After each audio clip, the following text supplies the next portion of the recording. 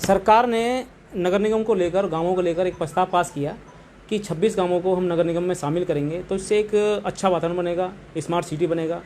परंतु आज हमने देखा गांवों में जाकर, वहां पर केवल एक विरोध हुआ।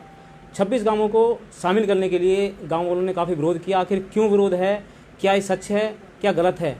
सरकार का जो फैसला है ये गाँवों के प्रति सही है, गलत है? आज हम इसी पे हम चर्चा करेंगे, बात करेंगे। टीकाराम जी हमारे साथ बैठे हुए इस समय और लगातार सोशल मीडिया पर समाज को सकारात्मक रूप देने के लिए, समाज को जागरूक करने के लिए विचार रखते हैं। आज हम इसी पे ही हम चर्चा करेंगे कि सर क्या देखते हो इसे आप, जो आज ये प्रस्ताव जारी किया है 26 गांवों को नगर निगम में लाने के लिए, और एक तरह से अच्छा भी है और गलत भी है, तो आप इसका जो देखते हो रूप, क्या रूप है इसका?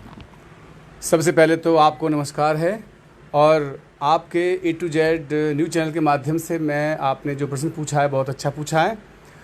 जैसे कि आप देख रहे हैं कि चारों ओर गांव देहात में एक हलचल सी मची हुई है कि भाई जो नोटिफिकेशन आया है सरकार की, हरियाणा सरकार की ओर से, तो उस पर लोगों की प्रतिक्रिया बहुत ही तीव्र हो रही है, क्योंकि वो नहीं चाहते कि भाई हमारे गांवों को नगर निगम में शामिल किया जाए। क्योंकि अभी आपने देखा है कि, और हम सब लोग देख रहे हैं कि जो फरीदाबाद का जो माहौल है वो अभी बहुत ज़्यादा, जैसे हम कहते हैं, स्मार्ट सिटी के रूप में रूप ले रहा है, लेकिन अभी उसमें बहुत सारी कमियां हैं। तो हम सभी से हाथ जोड़कर निवेदन करते हैं, अधिकारियों से और मनोहर लाल खट्टर सरकार से, कि भाई वो इसको, जैसे कि उन्होंने अपनी ओर से जारी किया है, जिसको जो ये नोटिस जारी किया है नोटिफिकेशन, तो अभी ये परमानेंट नहीं है, अभी ये पक्का नहीं हुआ है। अभी इस पर हम आपत्ति दर्ज कर सकते हैं और इसके साथ साथ इसमें सुधार हो सकता है। इसमें क्या किया जाना चाहिए, ये एक सबसे बड़ी बात है। तो इसमें क्या होना चाहिए कि निस्संदेह जनता की भागीदारी होती है। इसके साथ साथ ही इसमें सबसे पहले सरकार को जनता को विश्वास में लेना चाहिए कि भाई क्या यह नोटिफिकेशन जारी करना उचित है या रहेगा भविष्य के लिए। क्योंकि कई दृष्टिकोणों से अगर हम देखें तो अभी तक सरकार बहुत अच्छा काम कर रही थी, और हम उप मुख्यमंत्री दुष्यंत चौटाला जी का भी बहुत बहुत धन्यवाद करते हैं कि उनकी भी देखरेख में बहुत हरियाणा प्रगति कर रहा है।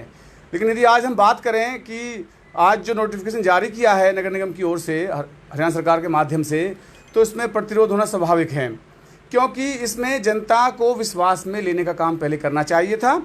और जैसे कि अभी हम देख रहे हैं कि प्रत्यक्ष या अप्रत्यक्ष रूप से कुछ लोगों का भी नाम सामने आ रहा है कि भाई कुछ एक विशेष एक व्यक्ति को लाभ दिया जा रहा है। तो इसमें अब ये बात निकल के आती है कि भाई पंचायतों के पास पैसा है, लेकिन कुछ पंचायतों के पास पैसा नहीं है। तो इसमें बात यह निकल के आ रही जनता की ओर से कि भाई कहीं पैसे को ध्यान में रखकर तो इन गाँवों को शामिल नहीं किया गया है। तो यदि ऐसा है तो फिर ये हमारे लिए दुर्भाग्यपूर्ण फैसला होगा। पर ये फैसला सरकार सोच समझ के करती है, काफ़ी इसके ऊपर मतलब नगर निगम के अधिकारी, डिपार्टमेंट काफ़ी बैठा होगा, विचार किए होंगे कि 40 वार्ड हैं और 26 वार्ड और मिला के ये 56 वार्ड हो जाएंगे। तो हाँ, 66 वार्ड मतलब आपके वार्ड हो जाएंगे। तो इसमें एक स्मार्ट सिटी के रूप में पूरा वार्ड बन जाएगा ये। तो कहाँ तक गलत है सर ये? देखिए, इसमें गलत या सही का फैसला अभी हम नहीं कर सकते, क्योंकि अभी यह सही और गलत का निर्णय तो अभी निकल कर आएगा जो है।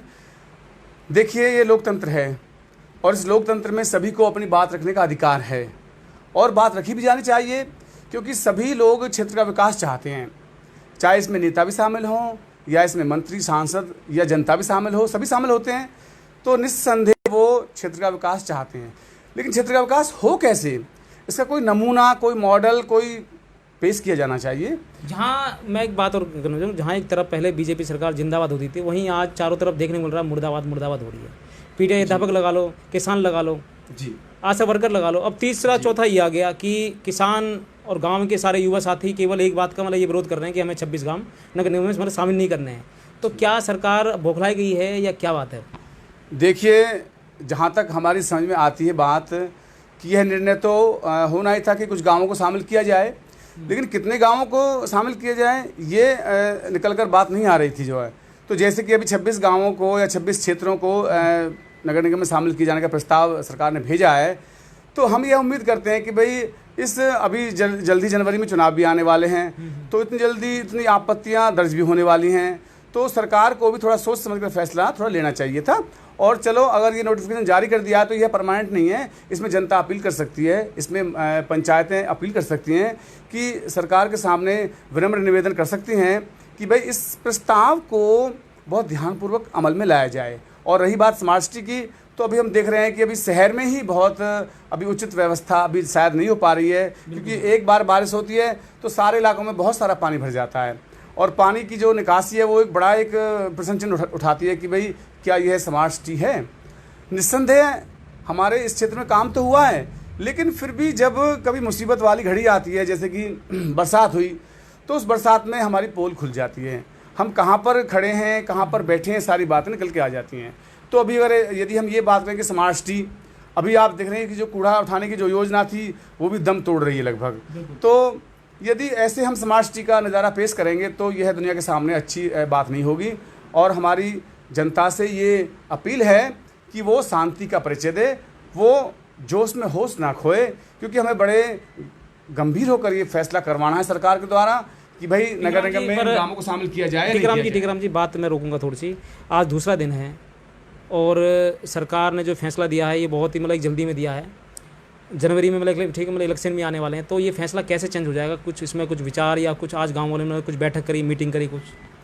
देखिए, जनता जनार्दन का रूप होती है और यदि जब कोई कार्य जनता के लिए किया जा रहा है और जनता की बात को नहीं सुना जाएगा तो फिर वो कैसे फलीभूत होगी। यदि ऐसे ही कोई निर्णय थोप दिया जाएगा ज़बरदस्ती तो फिर वह सभी के लिए थोड़ा कष्टकारी होता है और जनता सब कुछ देखती है, जानती है और वह निस्संदेह अपना जो जनमत है उसको वह बदल सकती है। जो उसकी अभी बीजेपी पार्टी के प्रति जो एक रुचि थी, एक जोश था और एक प्रसन्नता थी, तो वो शायद गायब हो सकती है।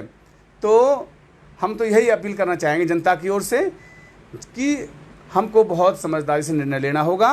किसी एक विशेष पक्ष के लिए या किसी एक विशेष व्यक्ति को या किसी एक विशेष क्षेत्र को ही ध्यान में रखकर ये निर्णय ना लिया जाए। आप क्या मानते हैं कि जो गांववासी हैं, शहरवासी हैं, क्या इस पक्ष में वो अपना हक जता रहे हैं या फिर नाराज़ हैं? क्या कहना चाहोगे इसमें? देखिए, आपने बहुत अच्छा प्रश्न पूछा है। मैं आपके इस A to Z news channel के माध्यम से बताना चाहता हूं और जो जनता की आवाज़ निकल के आ रही है मैं उसको ही प्रस्तुतिकरण कर रहा हूं, मेरा कोई अपना विचार नहीं है। तो इसमें क्या है कि अब अगर हम देखते हैं कि जो गांव की जनता है वो पंचायतों से बड़ी खुश है, क्योंकि पंचायतें पूर्ण काम करती हैं, बहुत साफ़ सफाई है, शहरों से ज़्यादा साफ़ सफाई गाँवों में मिलती है और गाँवों का विकास सही मायने में हो रहा है। गाँव में आप देखते हैं कि जो सड़कें हैं वो बहुत साफ़ हैं, चौड़ी हैं और सफाई का समुचित ध्यान दिया जा रहा है। वहीं यदि हम शहरों की बात करें तो तमाम सोसाइटियाँ नहर पार बसी हैं। आप देख रहे हैं राकेश जी, कितना बुरा हाल है। न सीवरेज की इतनी बड़ी समस्या है कि पानी बाहर ही फैल रहा है रोडों के ऊपर, आप देखते सड़क के ऊपर आ रहा है और सोसाइटी वाले पूरे परेशान हैं। और सोसाइटी वालों की एक बात निकल के और आती है कि वो चाहते हैं कि भाई हमें गाँव से अलग किया जाए। अब गाँव से अलग तो कर दिया जाए, कोई बात नहीं है, लेकिन वो चाहते हैं कि भाई हम गांव में जाते हैं, चुनाव में जाते हैं, लाइन लगना पड़ता है, हॉस्टल में जाते हैं, रजिस्ट्री के लिए जाते हैं और कोई कामों के लिए जाते हैं, तो हमको तमाम गांव में जाकर ऐसा लगता है कि हम पता नहीं कहां पर आ गए हैं। तो ये उनकी सोच हम समझते हैं कुछ उचित नहीं लगती। तो अब वो चाहते हैं कि गाँव के क्षेत्रों से अलग कर दिया जाए, लेकिन भला गाँव के बिना शहर कैसे चलेगा? टिकराम जी, अंतिम सवाल है हमारा गांव वालों की तरफ से, शहरवासियों की तरफ से। आप शिक्षाविद भी हो, योगाचार्य भी हो, ठीक है, समाज सेवी भी हो, तो आपके माध्यम से उन सब के लिए क्या अपील होगी सरकार के लिए, नगर निगम के अधिकारियों के लिए? ये फैसला है, ये वापसी लिया जाए या फैसला जारी रहना चाहिए? देखिए, जैसा कि हमारी जानकारी में जहाँ तक आया है तो लगभग 22 लाख से ज़्यादा जनसंख्या हमारे इसकी क्षेत्र की है, इस फरीदाबाद की है, और जिसमें जो बहुत ज़्यादा एरिया है वो स्लम्स एरिया है। अब स्लम्स एरिया की ओर आप ध्यान नहीं दे रहे हैं और इन योजनाओं की ओर आप ध्यान दे रहे हैं, तो एक आम व्यक्ति का जनजीवन जो एक उच्च स्तर का होना चाहिए वो कैसे उठेगा? आप गांवों का जीवन जो है उच्च स्तर का है, इसमें कोई संदेह नहीं है। हमारी पंचायतें बहुत अच्छी हैं, बहुत अच्छा काम वो कर रही हैं। तो यदि ये बात निकल के आती है कि पंचायतों को शामिल किया जा रहा है तो भाई ये विरोध होना स्वाभाविक और विरोध होगा, और जनता विरोध कर रही है, सरपंच पंचायतें वो विरोध कर रही हैं, क्योंकि फिर वो जो गाँवों को जो हिस्से का जो पैसा है वो कैसे, वो तो सब शहर की तरफ आ जाएगा, तो फिर गाँव फिर कैसे? अब हम हाल देख रहे हैं जो गाँव शहरों का, तो देखो वो अभी बहुत ज़्यादा अच्छा हमारा नहीं है, जबकि वो अच्छा होना चाहिए। क्या अपील करना चाहोगे सर आप? मैं अपील करना चाहूँगा कि सरकार को बहुत धैर्य से और अगली योजनाओं में इसको शामिल किया जाए, अभी से इसको शामिल ना किया जाए। जो अगली जो योजना होगी चुनावों की उसमें शामिल किया जाए, अभी से नहीं किया जाए।